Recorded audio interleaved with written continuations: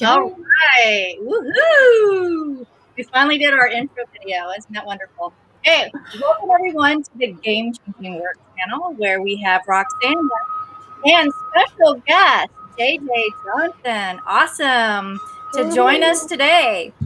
And our topic is about leadership starting within and inside out. So leadership from the inside out, and I can't get the title right today. But I'm so glad that all of you guys are joining, whatever platform that you're on today. We always have our library of all the episodes on our YouTube channel, but I know most of you are probably joining on the LinkedIn platform today here. So JJ, introduce yourself. Tell us a little bit about you. Yeah. Thanks so much for having me. I am a leadership and performance coach for founders. I had my first founder client early last year, and he kind of came in just curious to see what else was possible for him. He really didn't have much awareness around what was missing. And so as we started working together and we started peeling back the layers, he saw a lot of blind spots, a lot of sort of internal work that he really needed to do in order to step up and be the leader that got his company to a Series A. He's now working towards Series B as a result of our work together. So from that experience, I really realized how much founders in the startup niche need this kind of support, need to master the inner game and to understand leadership. Otherwise, any growth that they have isn't going to be sustainable. It's not going to be built on a solid foundation. So even if they raise the money, even if they have success, right, without that leader to really anchor and support the business, it's not sustainable. And a lot of startups are failing because of this. They're scaling too fast and they don't have the solid foundation there. So that's a little bit about kind of how I got started. And speaking from personal experience, you were a founder yourself. So you are coming from a space of familiarity. Yeah, totally. So I actually started back in HR. I was head of HR and culture for a rapidly scaling financial startup. Saw a lot there, took some learnings from that, went out on my own as a founder, did a lot of mindset and personal development work, which I totally credit my business's success with. Without that, I would not have been able to scale that business. So a lot of different sort of angles that I've seen the space from and have just really come to love talking about it and sharing what I think are the gaps currently for these brand new little baby leaders, right? They're year one, they go from being just this person with some partners that have an idea to all of a sudden the cash comes in, and year 2 or 3, they are a CEO with a huge team underneath them. Mm-hmm. And oftentimes they've never been in a leadership position before. Yeah, they have these great ideas. They're able to implement on these ideas and they became very successful. But then there lies the rub is, oh, wow, I have a lot of people. I'm a leader within this company and all these other things that, from idea to now I have a big business, right? That's successful. Mm-hmm. What do I do? And I love this topic because we can look at leadership in many different ways, and it's always usually external, right? What we actually see, and it's never about what's actually in here and in here. Mm-hmm. as human beings. And you brought this topic to the table and said, hey, let's talk about it. And let's kick that off and start with where your head was at on, with this topic and how this really means something to every single leader out there when we talk about the inside out equation. Yeah. So the inside out equation to me is, I come from a background of NLP, which is all about the subconscious mind and how our reality is just an external result of what's going on inside of us.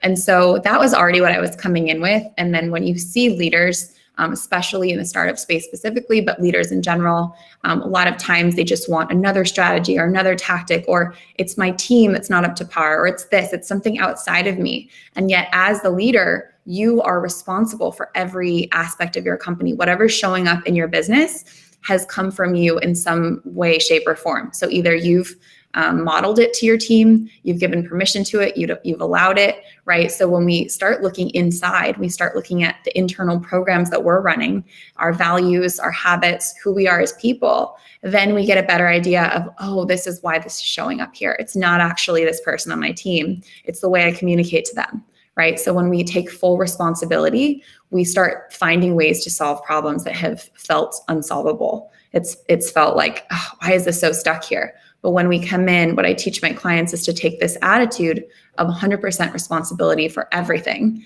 They start accessing new solutions and start seeing ways that they've actually created some of the very same problems they're trying to solve. And that's probably big, right? Actual responsibility. That's a tough one to admit. Totally. And especially, I feel like the founder personality type, and I very much relate to this, is like lifelong high achiever. Everything always came easily. And all of a sudden you get into this space with all these complex problems. And it's like, oh, wait a second. I'm not good at this. I kind of suck at this. And it's hard to admit that, I think initially, but the second they can say, oh, I am responsible for all of my business's hangups and blocks, it's really liberating. It can be hard at first, but then once you're like, oh, wait, when I take responsibility, I get to access these solutions and I get to see myself in a new way, and I get to actually create a much bigger impact in my business. Yeah, I can totally resonate with that, especially in this space of people who start a business and then they bring more people in the business, and then they realize, hey, I know a lot. I have the technical skills. I have everything. I'm not really good with people leadership. I don't know how to bring new people on the team that really mesh with the people that I already have. I don't know how to build a culture. I don't know how to lead them. I don't know how to develop them and then have them stay because they like it, because they want to be here. And I think it's so powerful that they ask for help. I mean, I think, and this is where I'm looking for your input as well, because you come from initially working in an organization and then as a business owner. Do you find that people who start their own business, like business founders, do you find that it's easier for them to ask for this kind of help? Hey, I'm not good at people management. I'm not good at people leadership. Mm-hmm. Do they ask for this kind of help easier than it is, for instance, for people who work in larger organizations or in corporations? And a lot of them still need this kind of help. Not a lot of them ask for it. Yeah. Unfortunately, most of my clients come to me when they've hit sort of like a rock bottom where they're like, okay, something's not working. My team's told me I need to get support, whatever it is, versus being proactive. And so I'm passionate about sharing awareness that it's okay. It's normal for you to not get it. This is a crazy hard path that you've chosen. And you don't have to wait until things have gotten to my team's told me I need to get support, whatever it is, versus being proactive. Are you guys echoing? That was me. I was trying to turn my volume down, and then I ended up unmuting my laptop. So again, Veronica messes up It happened before, so there's always something. I forgot to screen share on my last masterclass. I totally forgot to screen share. So I'm just messing with you, JJ, and then just get you to start thinking about, like, are those the voices in my head talking to me right now? Oh no, I thought they were gone. It's amazing that, we talked about, taking responsibility, admitting to need help and hitting that rock bottom. It's almost like that pressure cooker. Like something had profoundly had to happen with individuals to admit that I can't figure it out myself. Because you mentioned about high achievers, right? Yeah. And it's like the right time, the right place, the right moment. They're passing by, they meet a JJ, or they meet someone else out there that they say, you know what? Nothing else is working. It's time to try something else. There's a book that I thought was very fitting. This one from Steve Farber, The Radical Leap. I haven't read that yet. Actually, someone told me to read this, and he talks about where that same event, it took to the point where nothing else was working, Mm-hmm. So that's why they go and get help with someone else. Mm-hmm. But it's all about what you're talking about through that journey. They think it's an external thing, Mm-hmm. but it's not. Yeah. It's so much more.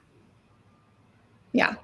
Yeah, 100%. And like I said, I really want people to get this earlier so they can get the help before things are bad. And I think that, like, to back to your point, Roxana, I think that in corporate culture, this whole idea of executive coaching is so normalized that leaders will be like, oh, it's, executive coach. A lot of leaders have that, right? But startup founders, it's like, I can't spend money on myself. That's selfish. I'm taking away from the business. I'm not an executive yet, so I shouldn't have a coach. We're just in the beginning stages. There's all these stories they tell themselves that keep them from doing that. And so, yeah, I would love to just shine a light on for all of these founders so they don't have to go way down this path when they can just be proactive and start already identifying potential problems, potential blocks for themselves. Yeah, I love the proactiveness, awesome. right? Yeah. Mm-hmm. Exactly. And that's the thing, because I love this idea, and I think Veronica and we talked about it so many times. It's like, you don't have to wait for somebody else to come in and tell you, hey, there's actually something you can do. You can think about it, start thinking about it. Hey, there's a journey. I don't think we talk about the leadership journey enough. All of that, we talk about the tip of the iceberg, which is nice and shiny and everything, but we don't talk about the journey enough, and the hardship and what took people there. And I think it's so important for people to know, hey, there's this path that you can actually choose, and then you look for sources and people who can help you, but it's all up to you at the end of the day. Don't wait for somebody else to come in and say, hey, now because you've reached this point, you have access to this kind of help. It doesn't necessarily work that way. You can address it earlier on the journey. Yeah, totally. And I love to use the analogy too of sports, because in the sports world, the higher up, the more elite of an athlete you become, the more coaches you have, the more support you have. You have someone who stretches you out. You have someone who's in charge of your nutrition, right? And yet, as leaders in the business world, the higher up we go, the more we're expected to do it all on our own. And there's this idea of like, oh, if you're a strong leader, right, you don't need that support. And there's this like idea of weakness, whereas a coach just helps you reach even more of your potential and unlock even more of your abilities. It doesn't have to be that you're not good enough, right? If we look over at sports again, it's just like, you're just an elite athlete in the world of business that needs that support to reach even higher and higher levels. And the most interesting thing when you're pointing this out, if you ever read a lot of one of the most successful people out there and their autobiographies and how did you get their question, they all talk about the investment on themselves, all of them.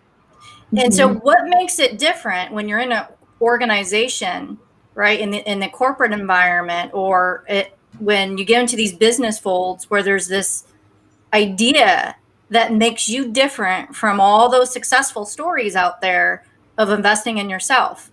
And a lot of them, the one thing that they would say is, don't wait, front load it.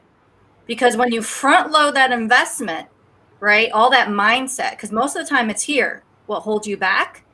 And here, what leads you forward is that if you did it in the front end, kind of like working on your car, but not necessarily, or sports athlete, right? Do it all in the beginning because you're going to reap the rewards in the end. Don't wait until it gets so bad to actually do something. That time in between, imagine all the great things that could have happened if you actually invested sooner. There's a cost. There's a cost to not. It's an opportunity cost, right? Yeah. If they want to talk business. Exactly. So, and I was hearing you talk.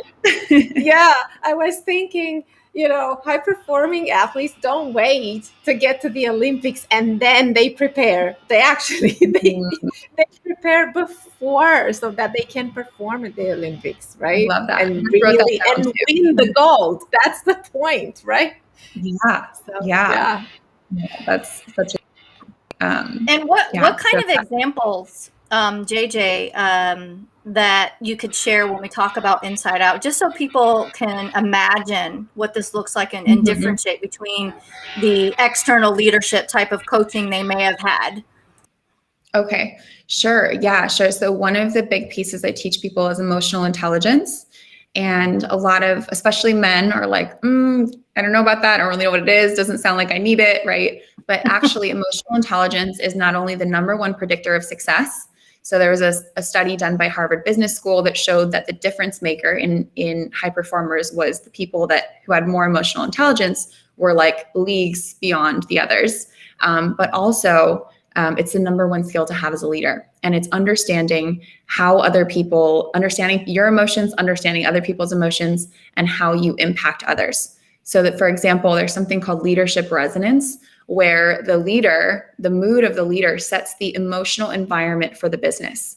So even I'll have a client who, like, for example, one of my clients was going through a really tough setback in his business. And he would show up and he would put on a brave face. He would pretend everything was fine. And yet his team could feel that he wasn't fine, right? He was stressed out. He was anxious. And so he was wondering, why are people leaving? Why are people, right, disengaging, right? And it's because he was setting the emotional tone of the company to not feel safe. It was feeling stressful. It was feeling anxious. People were on edge because they could tell he wasn't actually sharing with them what was going on. And so when he cleaned this up, we did some cleanup on his habits. So to manage his stress better, so he wasn't bringing that into the office with him. And also authenticity and sharing what was really going on with him. Everything around him changed, right? So just working on what's going on in here and how we're showing up and taking responsibility for how we impact others for what's going on in here.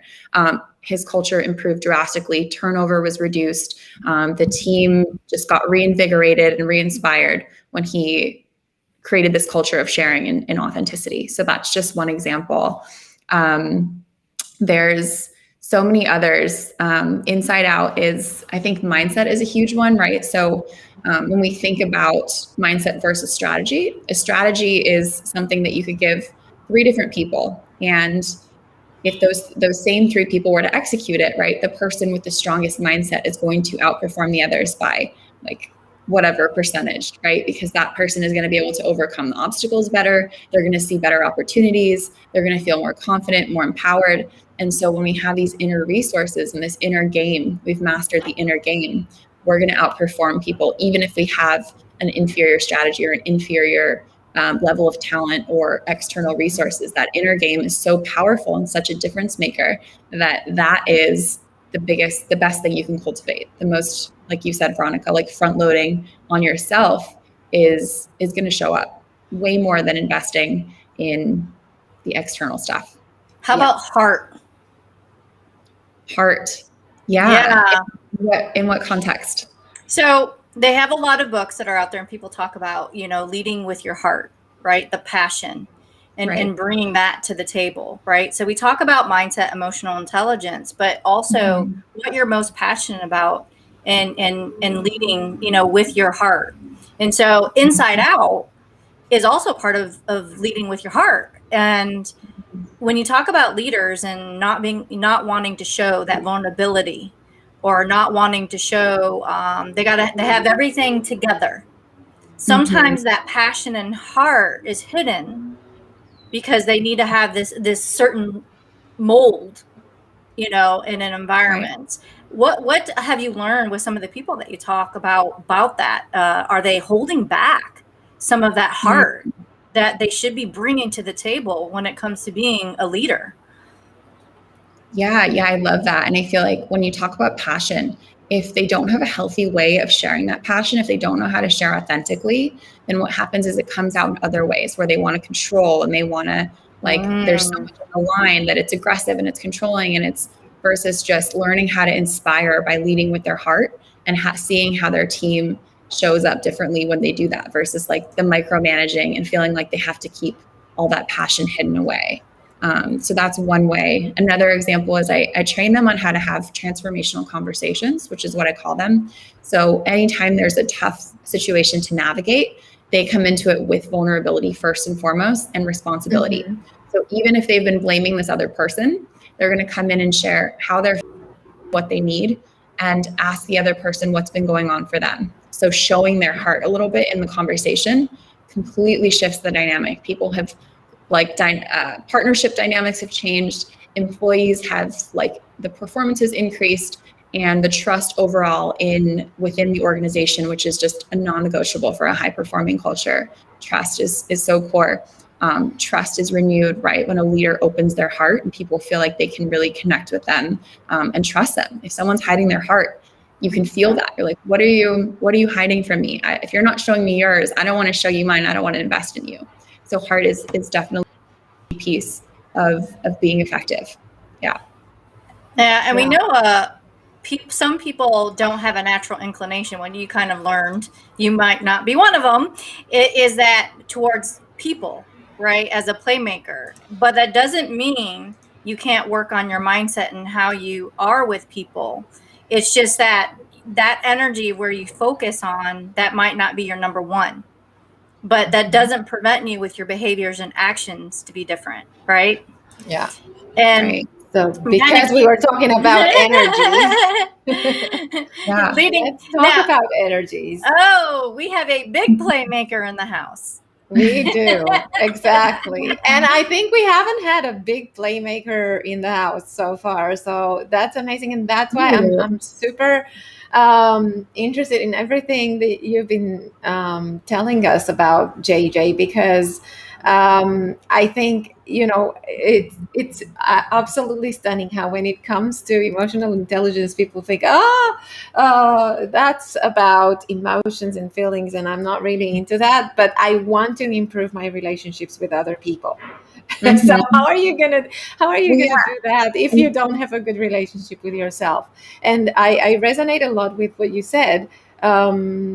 And looking at your profile, and I know that we had a short discussion about it, but you're really powerful at bringing that and helping other people shine and understand how they can shine and what makes them impactful with your playmaker, the playmaker role that you have here, and also backed by the strategist one, definitely.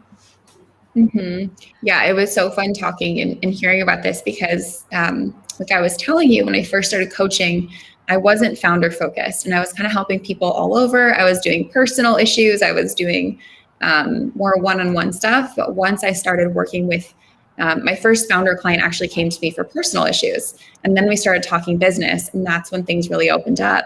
And I was like, this is what I want to do. And I never really understood why I wanted to go that direction. But now seeing that I love strategizing, right? So rather than I love the one-on-one with people and helping them find solutions, but also helping them with the bigger picture in their business, helping them find their own strengths, helping them organize their team and figure out who should go where and how they can, best format that, is why I'm so passionate about this niche. Whereas I kept kind of questioning it, being like, but do I really want to work with founders? Why do I keep getting pulled back over here?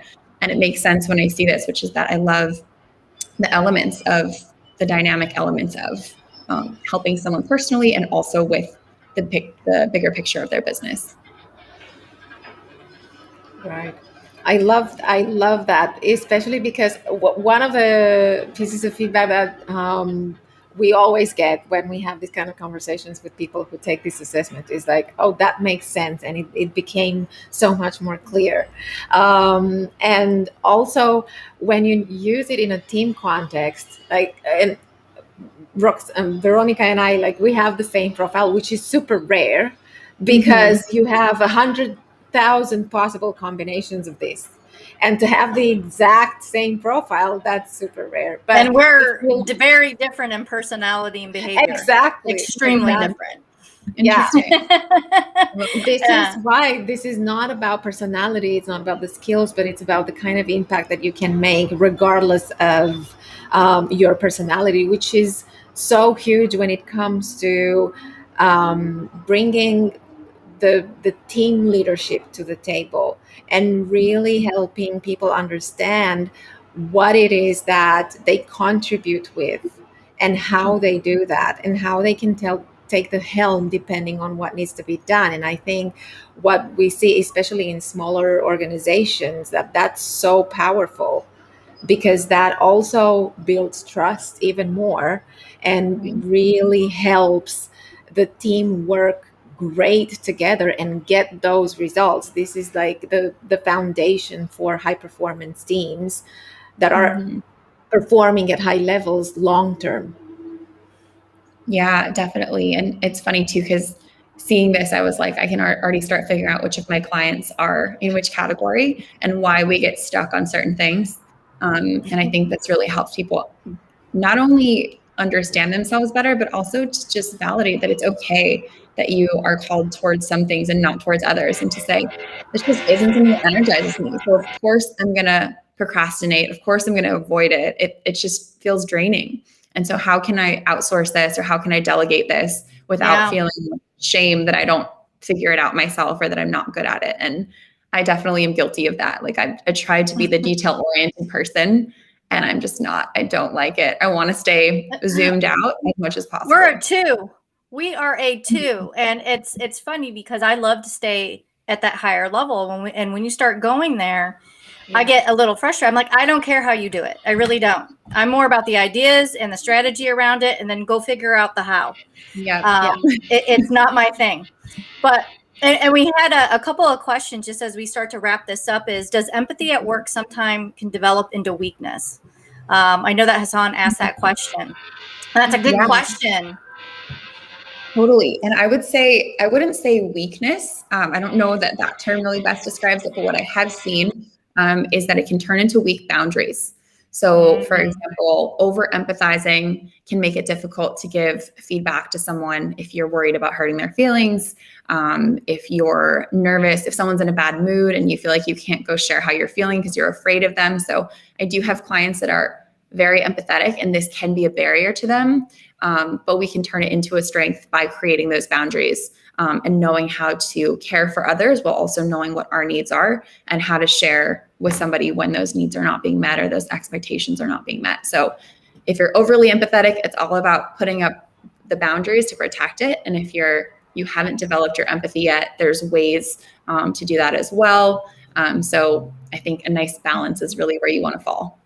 Yeah, I love that. And I think it also depends on the kind of culture that you operate in, because obviously, if empathy is not one of the values that organization really puts on the wall right there and where it's appreciated, then it's going to be a weakness in that it's not going to help you progress in your career in that particular organization necessarily, because people are going to perceive it as a weakness. It's not going to be a weakness to you personally, but other people will perceive it as a weakness because it's not in the company culture. So I guess it's also finding that kind of balance. Yeah, I love you bringing this up, because it's good. Sometimes we stay in an environment that isn't necessarily helping us grow in the right way. And it's not about like you're going to do something drastic. I always say is, what are you planning to do to change it? It doesn't have to be tomorrow. It doesn't have to be in a month. But if you really want to grow, this might not be you might have to plant yourself in a new soil, so to speak, right? Because as much as you keep watering, that soil isn't right for that plant to grow in. And you might just have to move to a new soil, a new pot to start flourishing, so to speak. Now, here's a nugget. What kind of nugget, with all the people that would be listening and watching, to get them to start thinking about leadership with Inside Out, what would you want to tell them right now? Yeah, I mean, I feel like one of the biggest ways that my clients have their aha moments is that I call it being willing to look at the ugly. So being willing to look at whatever's not working in your business, which again, as a high achiever, if you're not figuring something out, there can be a block where you're like, I don't want to deal with it. It's not me, it's someone else. But if you're willing to really go deep and look at what's going on, I promise you will learn something about yourself. You'll learn about your patterns. You'll learn about how you're creating the very things that you don't want. And that's huge, right? When we can uncover our own blind spots. our blind spots really, I think at the level of leadership, are some of the biggest blockers, because as leaders, you're generally really effective. If you know you have a weakness, you'll learn about it. If you know you have a strength, you'll build it. But if you don't know what you don't know, if something's out of your awareness, it's going to continually show up and it's going to continually cause problems. So be willing to go deep into the yucky stuff and ask, how have I created this? That's a really powerful question. And that's what coaching helps, because it takes you there. If you try to do it yourself, sometimes it doesn't necessarily come to light. Totally. Yeah. You can still do this exercise to a certain extent, but often talking through things and having someone reflect back to you what you may not be seeing. Exactly. Much quicker, much more effective. Yeah. Yeah. So. But always start, right? Don't wait for perfection is what I always say. So start trying it yourself and then figure out where you go with that. Now, speaking of what you're offering, JJ, you have a discovery session that you offer your clients, a strategy call. Can you tell us about that? Yeah, definitely. So the strategy call is where I'll hear a little bit about what a potential client, where they're currently at, where they want to go. I'll help them figure out what the gap is between the two. A lot of times people don't really have a clear awareness around that. And if I think I can help them, we create a roadmap together in that call of what it could look like, what could transform for them, who they could get to become for their business. Ultimately, usually it's to reach a Series A, although I do have founders outside the tech startup space. So we'll create unique goals for them, and then we will map it backwards and create milestones together. So it gets really exciting, because what they'll get to see is this big, abstract, overwhelming goal becomes concrete, it becomes tangible, it becomes trackable, and we just create a roadmap for how you can get there. You don't have to continue to try to piece it together yourself. You don't have to keep bumping up against the wall and being frustrated. We will create a concrete roadmap for wherever it is that person wants to go. And even if they're not ready for coaching, on that call, they'll still get a pretty clear idea of what their blocks may be. So founders, did you hear that? Take advantage of talking to JJ no matter what, because she's giving her undivided attention in that strategy call. So take advantage, all of you listening today. Now, we are going to start wrapping up. God, it seemed like it went by like that today. I know, right? It's the topic. It's the topic. Yeah. It's always. Oh my goodness. JJ, you're just going to have to come back and we're going to have to pick another topic. Yeah. I love it. I'll be back. This was so fun. That's the whole point, right? And I'm sure we can pick something really good, because you're up our alley in the area that we care about is really helping people go beyond just surface level of thinking, because we're all about bringing the human to work, no matter what type of work that is. So, and I know that Roxana, you still have your Lead for Legacy. Yes. I was going to say Lead for Legacy Humans. What is wrong with me today? It's the human side of everything, right? So yes, you can DM me for more info, but basically this is coaching, online training, brainstorming, masterminding for mid to senior managers and also small biz CEOs, so that they can become dream bosses and build dream teams. We work with that's what I'm a total believer in. Leading for legacy. I don't think leadership has anything to do with hierarchy, really, because it's all about how we can lead exactly what we were talking about today from within. So that's what's going to build the dream team that we want to build. So you can DM me. I'm happy to share more information about it. And then Veronica, I don't know if you guys are noticing a theme between all of us and the people that always come onto our show. So for me, it's really helping with companies that are wanting to shift to an outcome mindset culture. So it's going beyond our metrics. It's going beyond what we, write down and call an outcome. This is really the full gambit of creating the habits and creating a culture where it combines everything. Of course, I have to put in life and success coaching aspects of it. So if you want to learn how you can start shifting and get started, give me a shout out, or you can book some time to chat. Now, God, I love this. JJ, you do have to come back. Look I'm just realizing and making this transparent how all of us are moving in the direction to really want to change things out there. And that's the whole point of this show. And I love what you do. I know that we met through Mimi. Gotta love Mimi. Love you, Mimi. And it's just that I want you to share some of the keep sharing the stories if you come back, because what you're doing, these founders could be big businesses of what I work with today. And so the more you share these stories out there, I think that this is going to be so magical, because it's the what if. What if you actually started this now instead of waiting until you're a big company? Right? Yeah. When you're so further down the road. So I love what you're doing, and thank you for coming. I really do. Yeah, so, it's a great show. I had so much fun, and I appreciate you guys also taking the time to go through those results with me and helping me understand my own GCI, it's called, right?